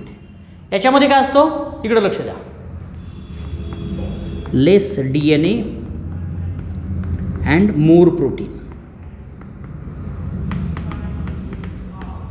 लेस DNA आणि more protein. Therefore these appears dense. Euchromatin नंतर बघूयात आपण. हे काय असतात, डेन्स असतात आणि काय असतात, इनॲक्टिव्ह असतात. बघा, DNA काय असतो, कमी असतो. प्रोटीन काय असतात, जास्त असतात. म्हणून काय दिसतं, प्रोटीन जास्त असल्यामुळे काय दिसतात, डेन्स दिसतात. आणि त्याच्यामुळे काय असतात, इनॲक्टिव्ह असतात. Because genetically inactive chromatin is nothing but the heterochromatin. Genetically inactive असतं. दुसरं क्रोमॅटिन बघायला मिळेल, यूक्रोमॅटिन. यूक्रोमॅटिन. आता यूक्रोमॅटिनला काय होईल, याच्या विरुद्ध होईल. काय होईल, मोर DNA. DNA काय असेल, मोर असेल. प्रोटीन्स लेस असतील. काय असेल, हां, लेस डेन्स असेल. बरोबर, लेस डेन्स असेल आणि ॲक्टिव्ह असेल, जेनेटिकली ॲक्टिव्ह असेल. जेनेटिकली ॲक्टिव्ह असेल chromatin. Genetically active, therefore it is a euchromatin. What does it mean, remember.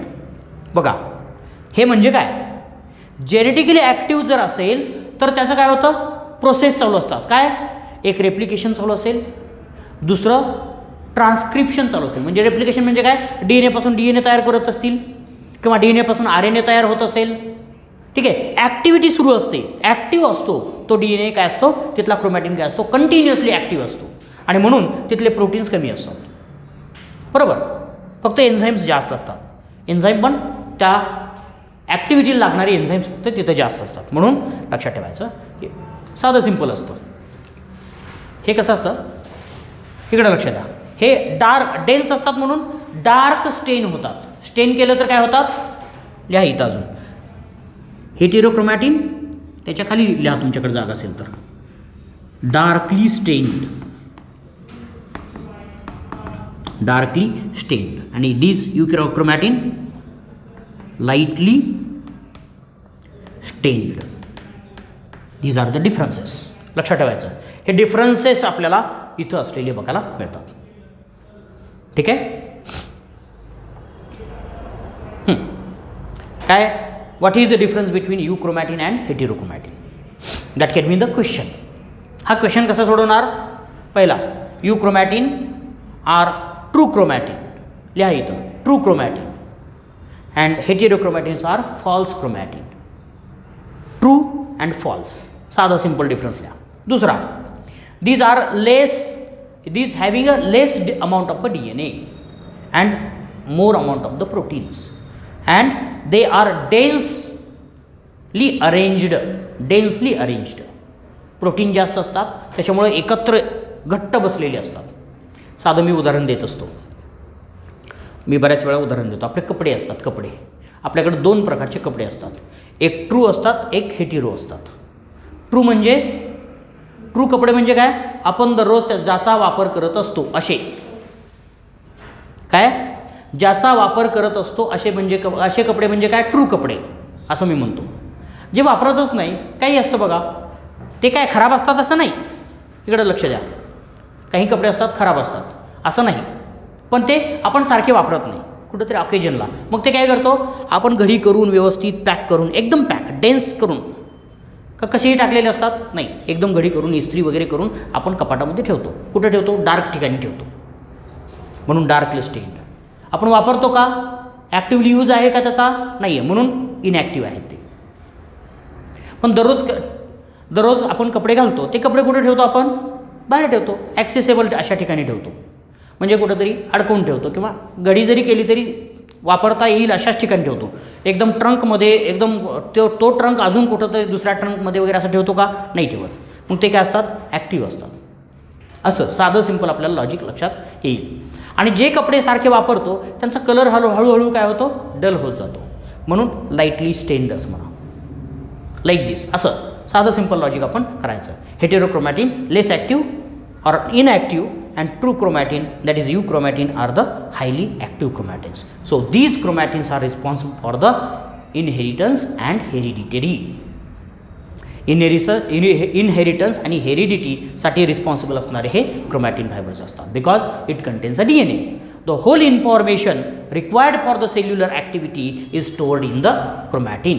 क्रोमॅटिनमध्ये आपल्याला ही सगळी ॲक्टिव्हिटी स्टोअर केलेली बघायला मिळते. So these are the many different structures present in the nucleus. न्यूक्लियसमध्ये हे वेगळ्या प्रकारचे स्ट्रक्चर्स आपल्याला प्रेझेंट असलेले बघायला मिळते. So this is about the nucleus. Clear? बघा,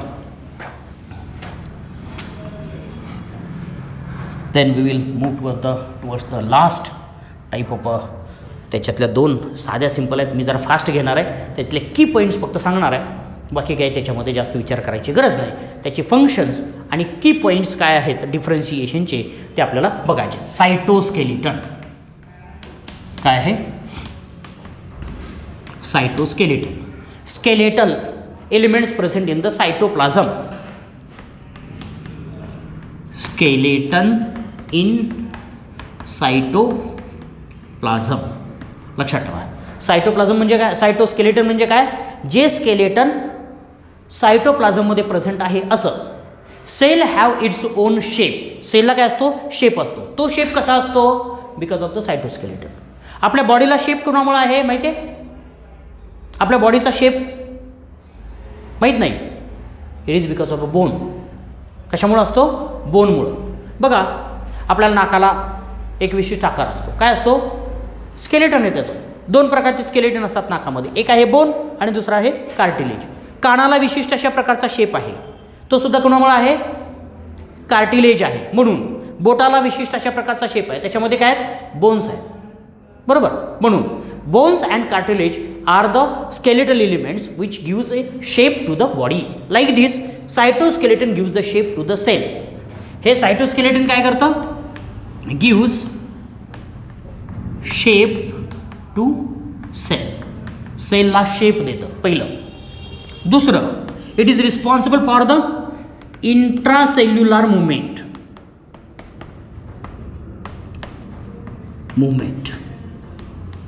इंट्रासेल्युलर मुवमेंट. सेलच्या एका ठिकाणाहून दुसऱ्या ठिकाणी हे काय करतात? They are acting as a train route. ठीक आहे, ट्रेन ट्रेल म्हणून काम करतात हे. म्हणजे रूळ जो असतो रेल्वेचा, तो रूळ जसा काम करतो तसं हे सायटोस्केलेटल एलिमेंट काम करतात. बघूया कुठल्या कुठल्या प्रकारचे. There are 3 different kinds of the cytoskeletal elements we do find in the cell. 3 वेगळ्या प्रकारचे आपल्याला असलेले बघायला मिळतात. 1. मायक्रोट्युब्युल्स. मायक्रोट्युब्युल्स असलेले बघायला मिळतात. These are the large elements, microtubules. Then microfilaments. Microfilaments आपल्याला असलेले बघायला मिळतात. Microfilaments. And then there are intermediate filaments. Intermediate filaments. 3 वेगळ्या प्रकारचे कंपोनंट आपल्याला ह्या सायटोस्केलेटनमध्ये आपल्याला युजली फाईंड बघायला मिळतात. आता microtubules. Microtubules are the protein which are formed by the special kind of protein called as a tubulin. Tubulin याच्यामध्ये काय प्रोटीन असतं? ट्युब्युलिन नावाचं प्रोटीन असलेलं बघायला मिळतं. And these are tubular in nature. काय? मायक्रोट्युब्युल कसे असतात? ट्युब्युलर नेचरचे असतात. आणि ते कशानं बनलेले असतात?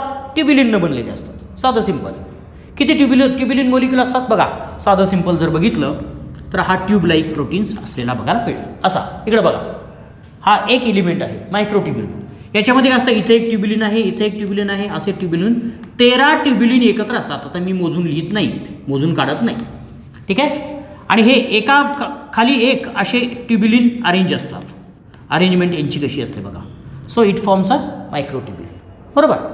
मायक्रोट्युब्युल तयार करतात. याच्यामध्ये ट्युब्युलिन 2 प्रकारचे असलेले बघा, अल्फा आणि बीटा ट्युब्युलिन 2 प्रकारचे असतात, ठीक आहे. अशा वेगळ्या प्रकारचे ट्युब्युलिन प्रेझेंट असलेले बघायला मिळतात. आणि त्याच्यापासून तयार जे झाले त्याला काय म्हणायचं, microtubules. These are responsible for the many different functions. Cell डिव्हिजनच्या वेळेस स्पिंडल फायबर्स तयार होतात. ते काय असतात, spindle fibres are nothing but the microtubule. Spindle fibre म्हणजे काय असतात, मायक्रोट्युब्युल्स असतात, ठीक आहे. साधं simple. Microfilaments are found of the actin protein. हे कशानं तयार झालेले असतात, ॲक्टिन प्रोटीननं तयार झालेले असतात. आणि it is a single thread of the actin protein. Actin प्रोटीनची ही काय सिंगल थ्रेड असलेली बघायला मिळते, त्याच्यामध्ये जास्त काय नाही, ठीक आहे. And intermediates are intermediate in size. त्यांची साईज मिडियम असते. एक लक्षात ठेवायचं, हे लार्ज आहेत, हे छोटे आहेत. मायक्रोट्युब्युल आर लार्ज. जरी मायक्रो म्हटलेलं असलं तरीसुद्धा ते मोठे आहेत. मायक्रोफिलामेंट्स आर स्मॉलर इन साईज. जर आपण बघितली, दीज आर 25 मायक्रॉन. किती मायक्रॉनचे, नाही सॉरी नॅनोमीटर, NM. किती नॅनोमीटरचे असतात ते, 25 नॅनोमीटर. मायक्रोफिलामेंट्स किती असतात, 7 नॅनोमीटरचे असतात मायक्रोफिलामेंट्स. आणि इंटरमिडिएट काय असतात, 10 नॅनोमीटरचे असतात. साधं सिंपल, बरोबर. क्लिअर. आता लक्षात ठेवायचं, असे वेगवेगळ्या प्रकारचे these intermediate filaments are formed of the actin plus tubulin. Actin आणि ट्युब्युलिन दोघांचं असतं. पण यांच्यामध्ये काय ट्यूब तयार झालेली नसते. ट्यूब तयार आहे का याच्यामध्ये, नाही आहे. याच्यामध्ये कसं असतं, एक ॲक्टिन फिलामेंट आहे, मायक्रोफिलामेंट आहे, आणि त्याच्याभोवती काय दुसरा रँडमली अरेंज असणारा किंवा स्पायरली अरेंज असणारा दुसरा ट्युब्युल असलेला बघायला मिळतो. तर अशा प्रकारचे हे आपल्याला इंटरमिडिएट फिलामेंट्स असलेले बघायला मिळते. Therefore size is somewhat larger. एवढं साधं सिंपल लॉजिक आपल्याला बघायला मिळेल. So these are the cytoskeletal elements present in the cytoplasm. सायटोप्लाझमच्या आतमध्ये सायटोस्केलेटल एलिमेंट्स प्रेझेंट असलेले बघायला मिळतील. क्लिअर, लक्षात राहील. Okay. there is another some elements which are present. काय करूयात, संपणार नाही असं मला वाटतं. अजून 10-20 मिनटं तरी लागणार.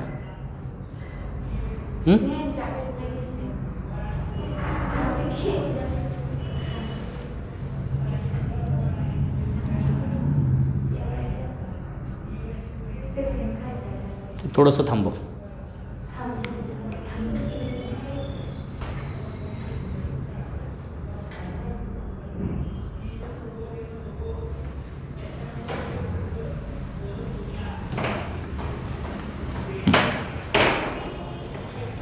Next, cytoskeletal elements we can, or another kind of a cell organelle we have cilia and flagella.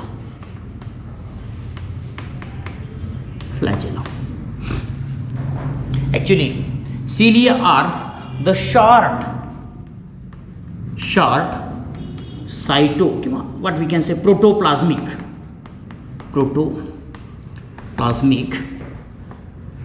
projection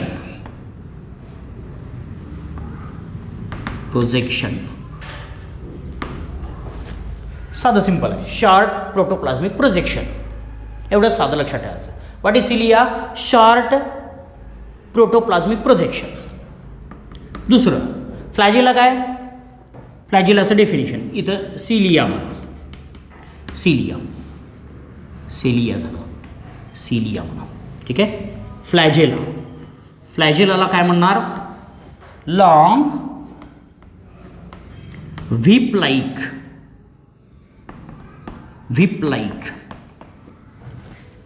like protoplasmic projection.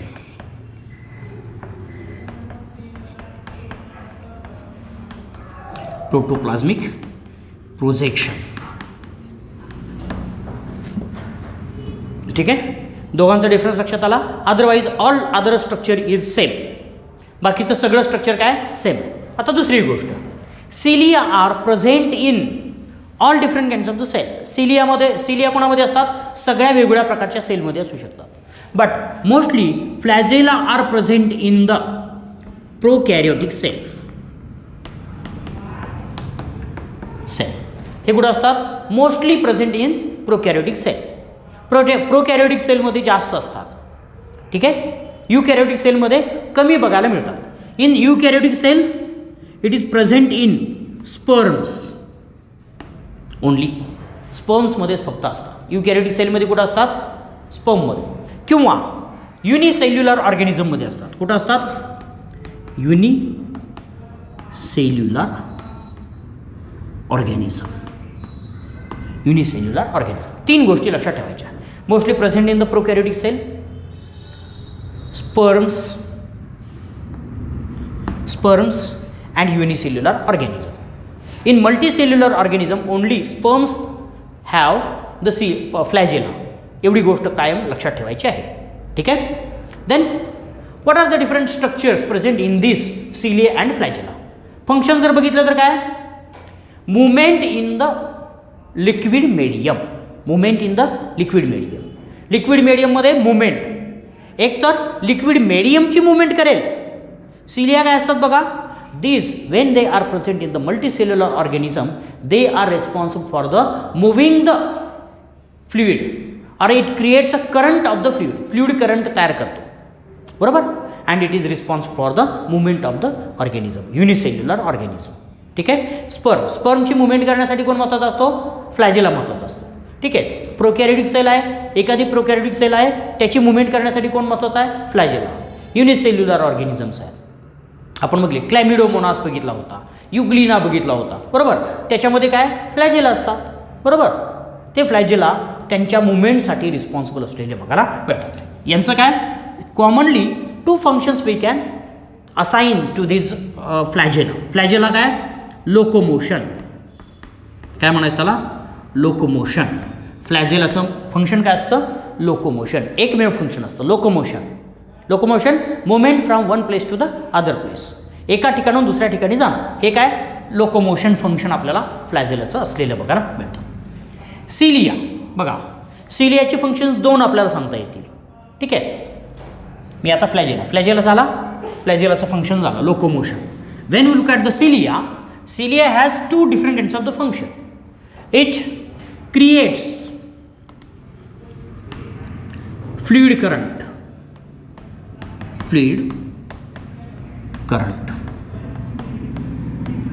fluid current one and another locomotion. दुसरं काय लोकोमोशन. बघा लोकोमोशन, एक पॅरामेशियम बघितलाय तुम्ही, लक्षात आहे तुम्हाला. पॅरामेशियमला काय असतात, सिलिया असतात. पॅरामेशियम एका ठिकाणून दुसऱ्या ठिकाणी जाताना काय तयार करतो, त्याला काय म्हणायचं, लोकोमोशन असं म्हणायचं, बरोबर. आपल्या ट्रॅकियामध्ये स्पेशली आपल्या ट्रॅकियामध्ये काय असतात, सिलिएटेड सेल्स असतात. कसल्या सेल्स असतात, सिलिएटेड सेल्स. ह्या सेल काय करतात, फ्लुइड करंट तयार करतात. फ्लुइड करंट म्हणजे काय, आपल्या ट्रॅकियामध्ये जे काही फ्लुइड आहे ते सगळं बाहेर येतं, बरोबर. सिक्रिशन्स बाहेर येतात. हे कशाने येतात, सिलियामुळे येतात. क्लिअर, फंक्शन क्लिअर झाले दोन्ही. बघूयात आपण त्याचं स्ट्रक्चर बघूया. They have common structure. They are formed of the microtubules. हे कशाने तयार झालेले असतात, फॉर्म्ड ऑफ मायक्रोट्युब्युल्स. बघायचं मायक्रोट्युब्युल्स.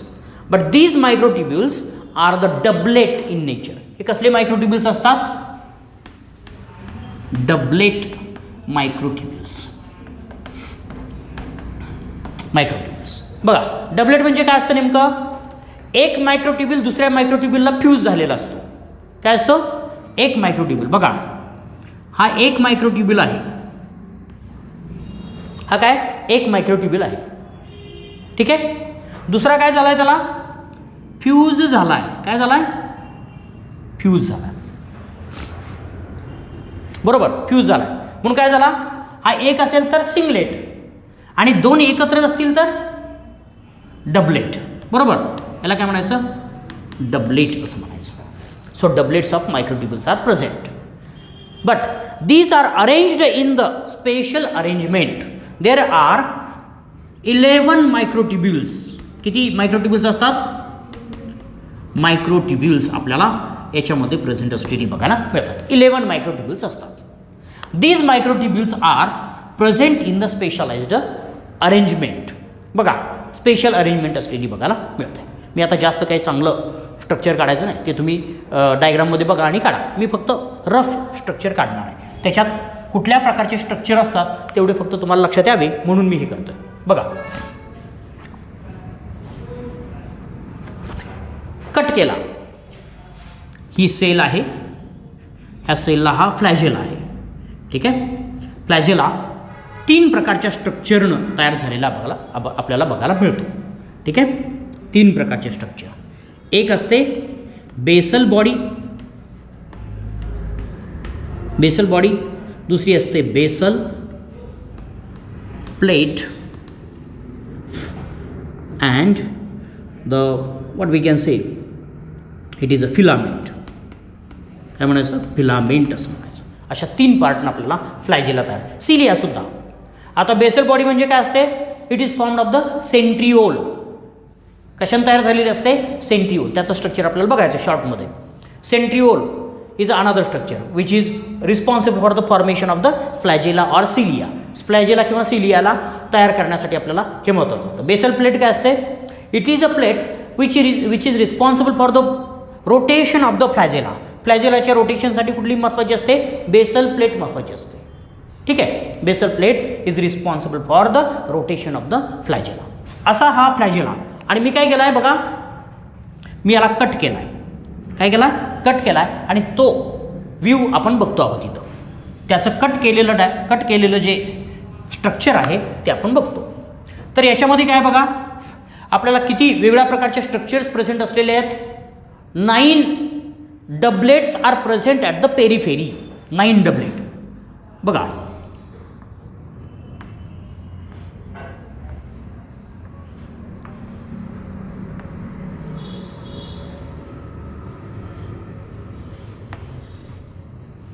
बघा, 9 झाले का, ठीक आहे, 9 झाले.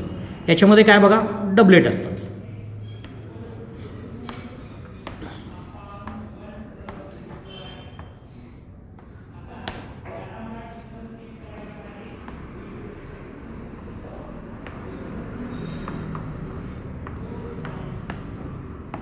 डबलेट आहेत.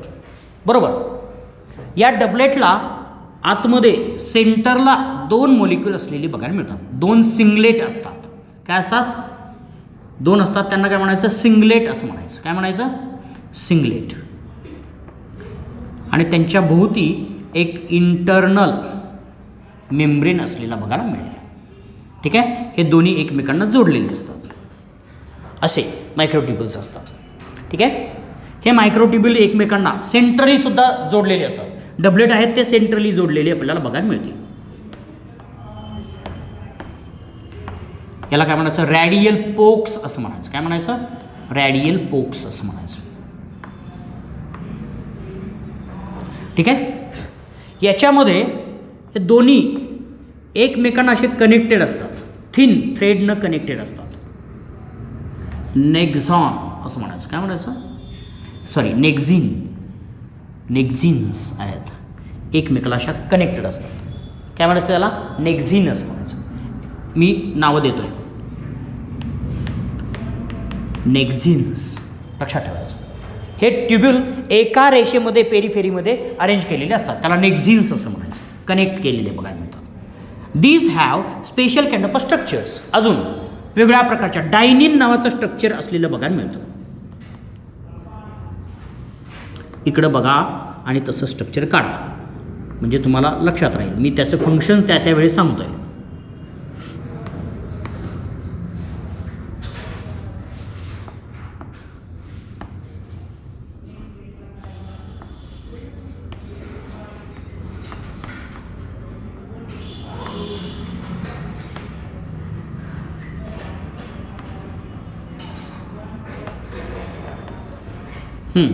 लक्षात येते का? बघा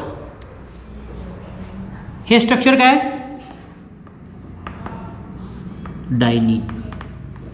डायनिन स्ट्रक्चर असलेलं बघा मिळतं.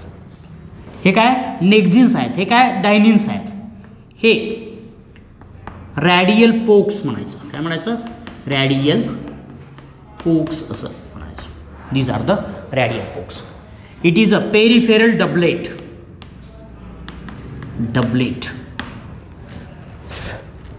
काय? Peripheral doublet. Centrally placed singlet. Central singlet microtubule. हे सगळे मायक्रोट्युब्यूल्स आहेत. सेंट्रलचे मायक्रोट्युब्यूल, पेरिफेरीचे मायक्रोट्युब्यूल, असं वेगळं स्ट्रक्चर आपल्याला बघायला मिळेल. एकाला ए ट्यूब म्हणा, एक ट्युब्यूल म्हणा, दुसऱ्याला बी म्हणा, काही असं वेगळं नाही. ठीक आहे. फक्त त्याच्यामध्ये मात्र एक लक्षात ठेवायचं, जे अर्ध आहे हाफ ट्युब्यूल आहे त्याला आपण काय म्हणूयात? बी म्हणूयात. आणि कंप्लीट आहे त्याला ए म्हणूयात. म्हणजे काय बघा, एक कंप्लीट असतो ट्युब्यूल आणि दुसरा काय असतो? हाफ असतो. इकडे लक्ष द्या. हा काय? ए झाला, हा बी झाला. एवढा फक्त इथं लॉजिक लावायचं. मी काय तसं मागं पुढं केलं नाही, तेवढं स्ट्रक्चर मी काय ठेवलं नाही. फाईन. ठीक आहे. बाहेरचं आहे आउटर शीथ आणि आतलं हे एक आपल्याला असलेलं बघायला मिळतं इनर शीथ असलेलं बघायला मिळतं. It is a plasma membrane. हे शीथ म्हणजे काय असतं? शीथ म्हणजे काय? प्लाझ्मा मेम्ब्रेन आहे. हे डोक्यात ठेवायचं. बाकी सगळे स्ट्रक्चर्स आपण इथं रिप्रेझेंट केलेले आहेत. बघा अशा प्रकारचं स्ट्रक्चर आपल्याला असलेलं बघायला मिळेल.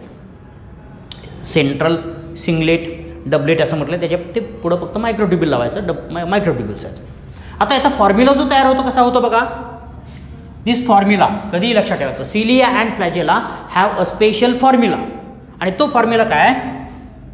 9:2 और 9+2. कसा फॉर्म्युला आहे? 9+2. पेरिफेरीला किती मायक्रोट्युब्यूल डबलेट आहेत? सेंट्रलला किती सिंगलेट मायक्रोट्युब्यूल आहेत? 2.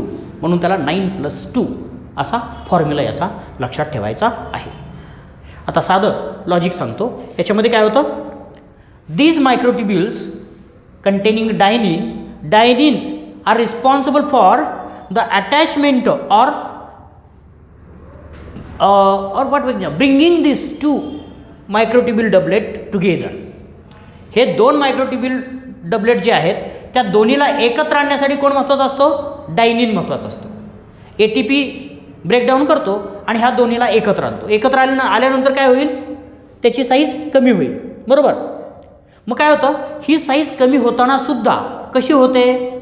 तर सिक्वेन्शियली होते. म्हणजे इकडची साईज कमी होईल आणि इकडची लांब येईल, असं होईल. मग काय होईल? साधं सिंपल स्ट्रक्चर आपल्याला असं असेल तर काय होईल? असं सारखं झालेलं बघायला मिळेल. बरोबर. इकडची साईज कमी झाली काय होणार? इकडच्या डायनिन, इकडे बघा, इकडचे डायनिन आहेत. हां, क्लिअरली लक्षात ठेवायचं. इकडचे डायनिन आहेत ते काय झाले? एकमेकाला अटॅच झाले आणि त्यांनी काय केलं? कॉन्ट्रॅक्शन केलं तर काय होणार? इकडे वळणार. बरोबर. इकडचे लॉंग झाले. पुन्हा इकडचे काय करणार? अटॅच होणार. पुन्हा इकडे गेला. मुवमेंट कशी झाली? अशी झाली. बरोबर. साधं सिंपल. अशा प्रकारची मुवमेंट आपल्याला फ्लॅजेला आणि सिलियामध्ये असलेली बघायला मिळते. And it is because of the dynein. बरोबर. आणि मग हे पोक्स जे असतात ते सायकलचे जे तारा असतात सायकलच्या चाकामध्ये, त्या पद्धतीचे काम हे केलेले बघायला मिळतात. So these are the many different kinds of the structures which are present in the flagella and cilia. Clear. These are the 9+2 structures. 9+2. शेवटचं एक छोटंसं स्ट्रक्चर आपल्याला सांगायचं आहे. That is a centriole.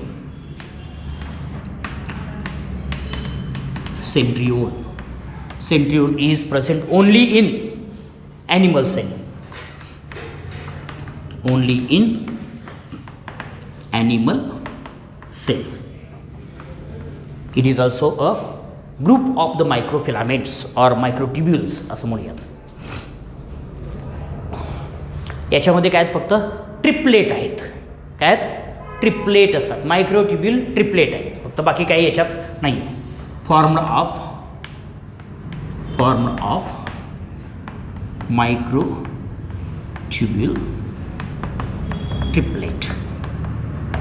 Triplets, याच्यामध्ये ट्रिपलेट्स आहेत.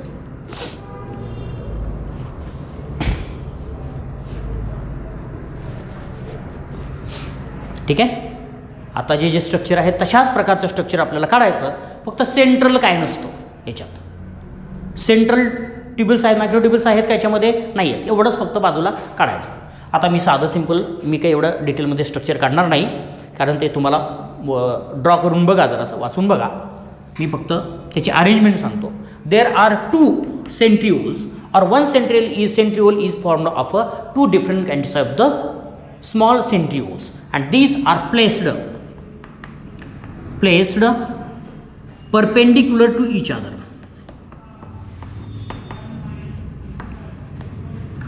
Placed perpendicular. बघा, एक असतो, मी इथं त्याही वेळेस सेलमध्ये काढताना मी काढला होता, तुम्हाला आठवत असेल तर.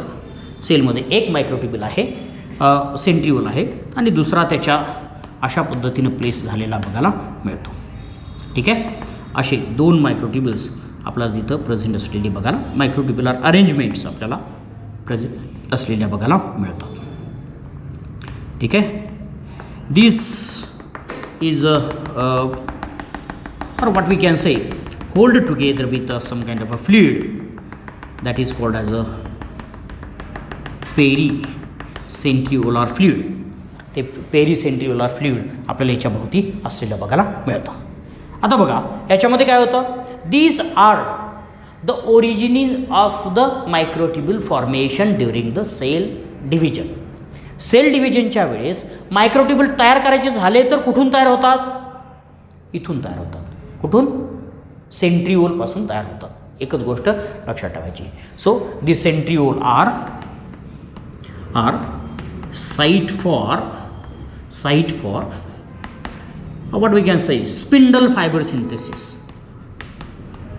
Spindle fiber formation असं म्हणा, सिंथेसिस म्हणण्यापेक्षा formation. Spindle fibres are nothing but the microtubule. Spindle fibre सुद्धा काय असतात, मायक्रोट्युब्यूलच असतात. ते मायक्रोट्युब्यूल स्पिंडल फायबरचे तयार करण्यासाठी ची साईट कुठली असते, तर सेंट्रिओल असलेली बघायला मिळते. क्लिअर, लक्षात राहील.